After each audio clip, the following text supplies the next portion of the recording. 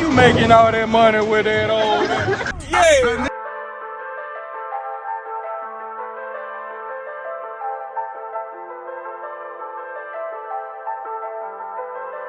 Bear open the One bank. more.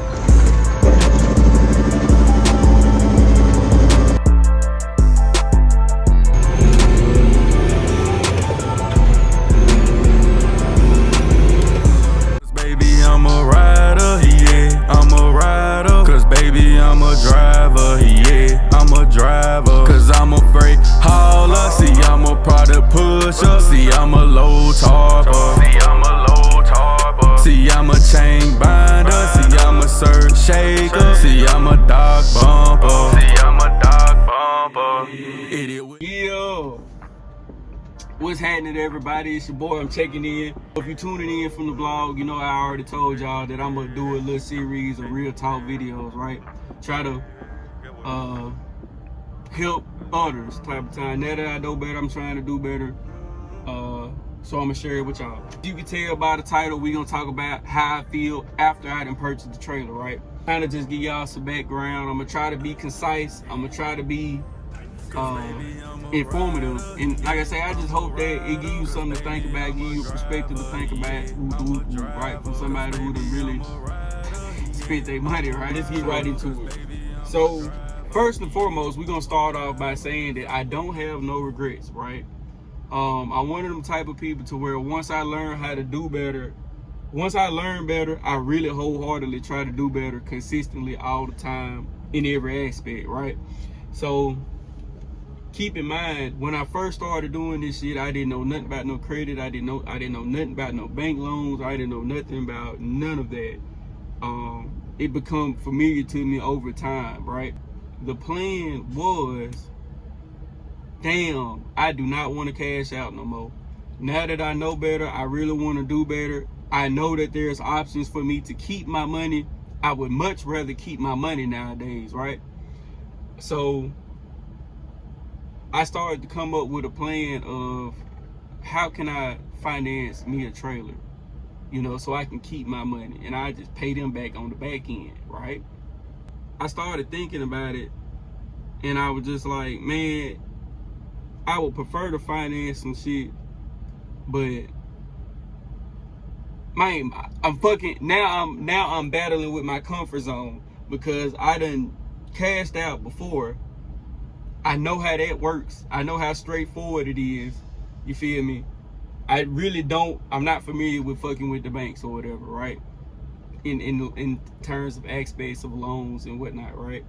So I'm fucking with the comfort zone part, but at the same time, I'm seeing past the comfort zone part because I got a plan. So boom, let's just say we had a budget for 20 grand and I'm knowing I want a trailer cheaper than that, you know? So I said, okay, let's just say that the interest rate is 10% because I'm not knowing what type of interest rate I get. And I'm going somewhere with that as well. So I said, okay, let's just do 10%. So I was doing the figuring, $20,000 over 60 months comes down to $333.33 plus 10% interest at 60, just say $67. It comes down to $400 a month, right?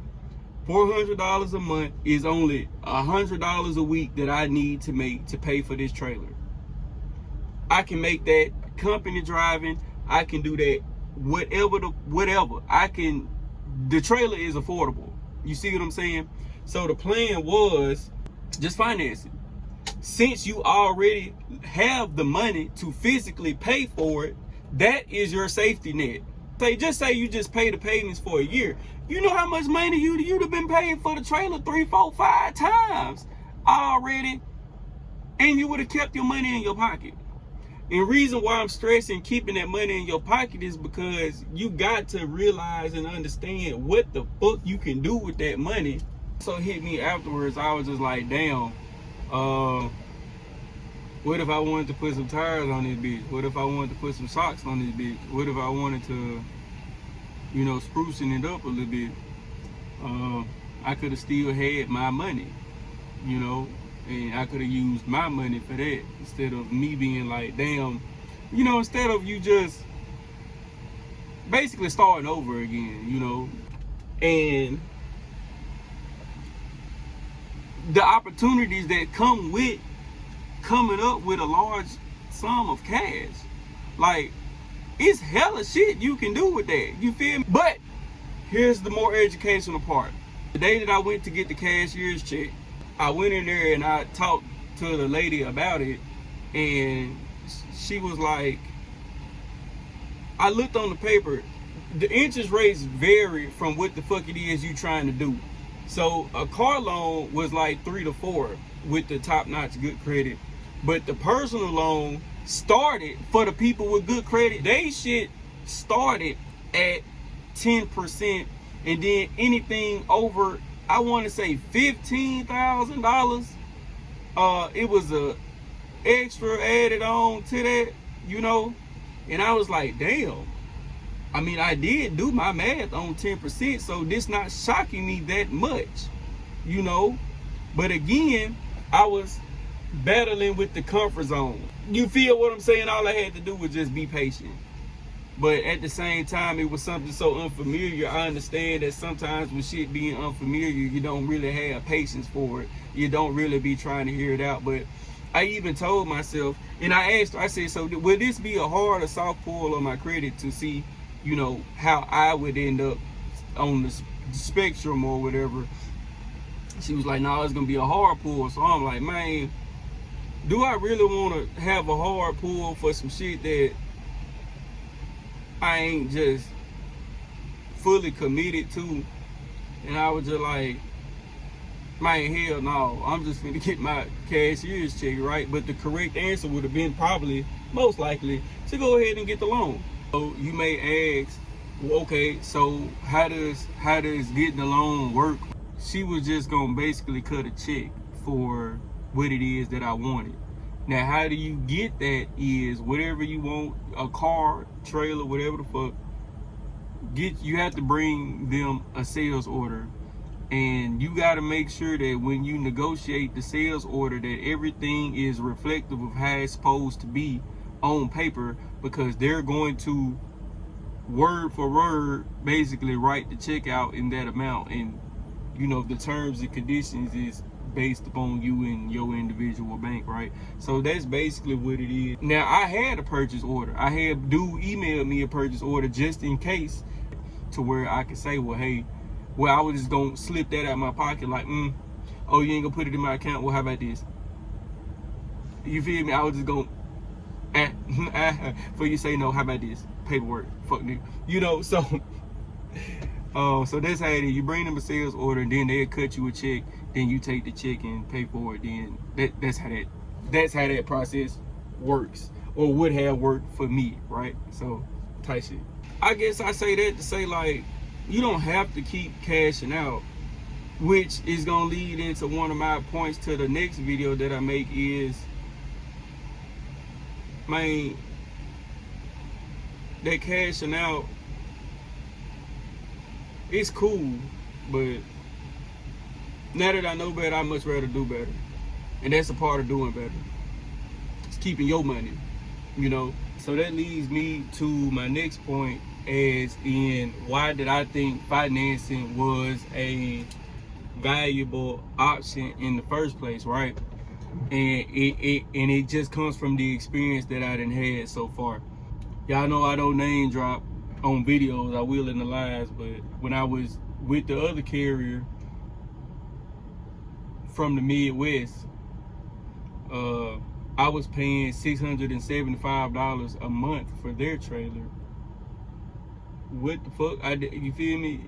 Is for what, basically, right? I started to do my inquiries on how much it'll be just to rent/lease one to use for the time being, and it come down to about $400, $425. Again, it was depending on the credit and all that type of stuff. But when the guy ran me by the numbers, he was saying for his good customers with all the qualifying shit, it was between the same year model of trailer that I got as well, and that I've been using as well. Between a 14 to the brand new shit is what you could have picked from, depending on your credit, etc., etc. But it still was gonna be 400. Between $400 and $450 a month is what it would have cost to rent/lease the trailer. Which, again, when you break the math down on actually what it would cost to finance to own it, it's still cheaper. You see what I'm saying? So that's why I looked into financing this, because it was still a cheaper option. If you go back to 2021, 2022, when I was running the FLD, I was paying Mr. Dispatch, as I called him, I believe $100 to $125 a week for the trailer. So, but as you saw, his trailer, well, like I said, I never did really air him out like that. I really don't believe in, little girl activities like that. But his trailer was beat to shit. You feel me? Didn't have no brakes. It couldn't really slide the tandem for real. Y'all seen how it was total fuck up on the inside. I was getting rejected left and right. So if you base it off of my experience and what I have been paying for, that's why the financing come out to be a great option. You see what I'm saying? So that's why I considered it. Also with the renting/leasing route, I say leasing, but you really renting it type, so you're gonna end up giving it back, right? If I was to have taken that route, I would have been responsible for the maintenance of the trailer as well, in all aspects. So I would have been having to cover tires, brakes, whatever the fuck the trailer need. That would have been on me to cover. And fuck, do I look like maintaining somebody else shit? What do I look like putting brakes on something that I'm gonna have to give back? What do I look like putting socks on something that I'm gonna have to give back, etc., etc.? Of course, you could say, well, it's a tax deduction or whatever with the lease payments, but no, it's kind of the principle for me. I'd rather pay for some shit and quote unquote fix up on some shit to maintain some shit that I own and I didn't have to get like extra insurance for.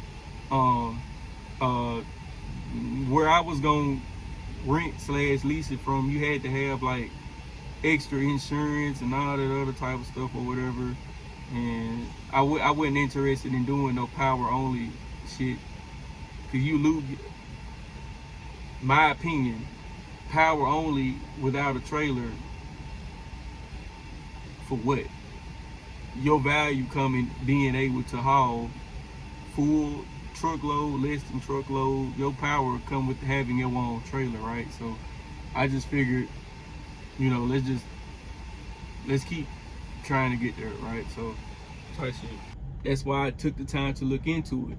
What I also did not touch on when I was talking about the percentage rates was, like I say, for the top-notch good people, it was starting at 10. And as I was talking to the lady, she was saying she done seen it go up to as about 15 and 20, depending on where you are as an individual when she run all your shit or whatever, Like I said, at the time, that was something,